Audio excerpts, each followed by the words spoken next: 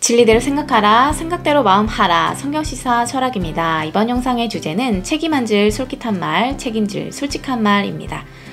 무엇일까요? 요즘 선거 유세를 하는 대통령 후보자들의 말을 들어보면 어떤 말은 듣고 있으면 솔깃합니다.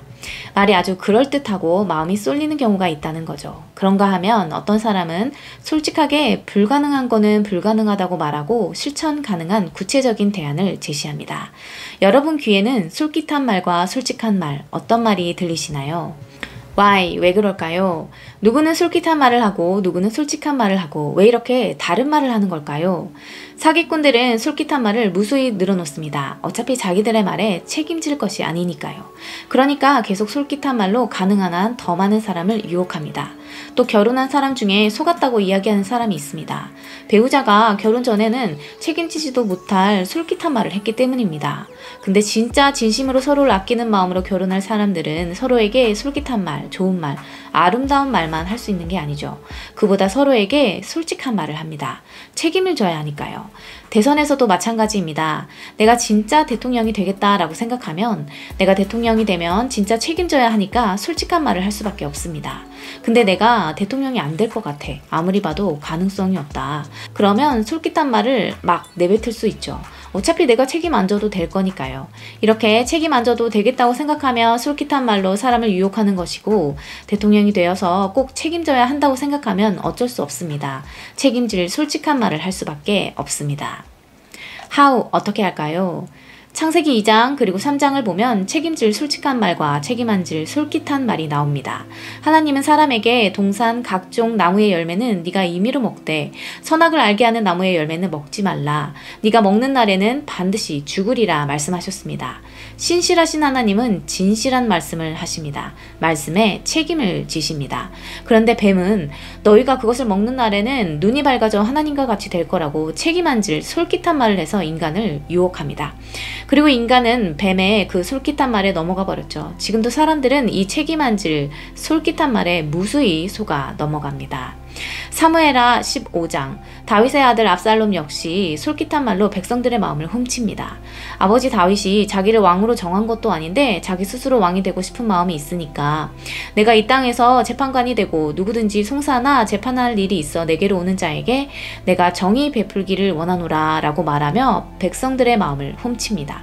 사람들 붙들어 놓고 내가 왕이 되면 니네 억울함이 없게 해주겠다, 이런 공약, 솔깃한 말을 남발합니다. 또 열왕기상 12장, 여로보암과 이스라엘 회중이 고역과 멍에를 가볍게 해달라고 르호보암 왕을 찾아왔을 때 왕에게 정반대로 조언한 노인들과 소년들이 있었습니다.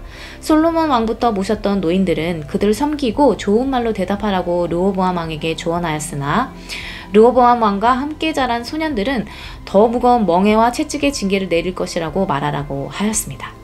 르호보암 왕은 결국 소년들의 조언을 들었죠. 그 밖에도 열왕기상 22장 책임 안 질 솔깃한 말을 하며 승리를 예언한 400명의 어용 예언자들이 있었는가 하면 책임질 솔직한 말, 진실한 말을 한 패배를 예언한 미가 선지자가 있었습니다.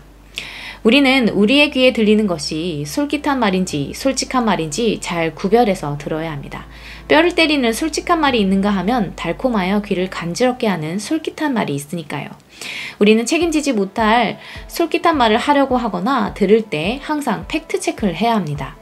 대통령 후보 연설 토론회 때도 허위 진술을 하거나 위증하면 선거법에 걸리죠.